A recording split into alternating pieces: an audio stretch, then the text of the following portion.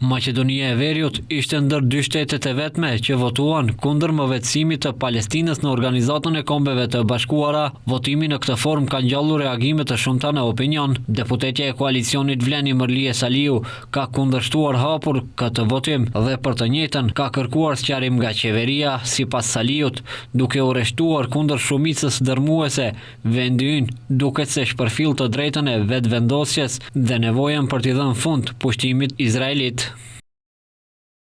E gjykoi si gjenocid atë që ndodhi në Palestinë. Unë si deputete e Kuvendit të Republikës së Maqedonisë së Veriut distancohem nga një vendim i tillë i Republikës së Maqedonisë së Veriut për mbështetjen e këtij gjenocidi. Votimin kundër e shoh si shqetësim serioz në qëndrimin e vendit tonë ndaj drejtësisë ndërkombëtare dhe të drejtave të njeriut. Qeveria duhet të shpjegojë këtë votim të paprecedent dhe të rishqyrtojë pozicionin e saj.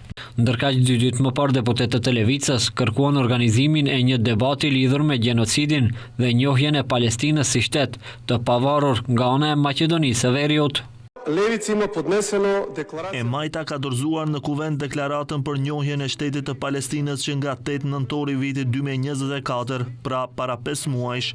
Për fat të keq, edhe pse pretendojmë se I kemi debllokuar punën e kuvendit me procesin Jean Monnet, kërkesa jonë mbetet 5 muaj e bllokuar në mënyrë permanente në Komisionin për Punë të Jashtme, komision të cilin e drejton Musa Xhaferi nga BDI.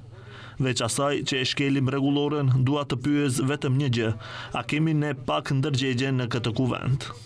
Kjo nuk është hera e parë që Maqedonia e Veriut voton në favor të Izraelit dhe kundër interesave të popullit palestinez.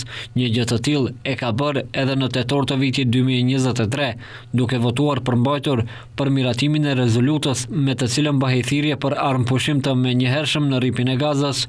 Republika e Maqedonisë së Veriut kishte abstenuar edhe në vitin 2024 në rezolutën e Asamblesë së Përgjithshme të OKB-s, në të cilën kërkohej që Izraeli t'i jap fund prezencës së tij të paligjshme në Gaza dhe në bregun perëndimor. Para pak ditësh Këshilli I Kombeve të Bashkuara për të drejtat e njeriut miratoi 2 rezoluta të paraqitura nga shteti I Palestinës, duke riafirmuar paligjshmërinë e praktikave koloniale izraelite në territorin e pushtuar palestinez, duke përfshirë Jeruzalemin lindor dhe duke përsëritur të drejtën e Palestinës për vetëvendosje. Vetëm Maqedonia e Veriut dhe Çekia votuan kundër.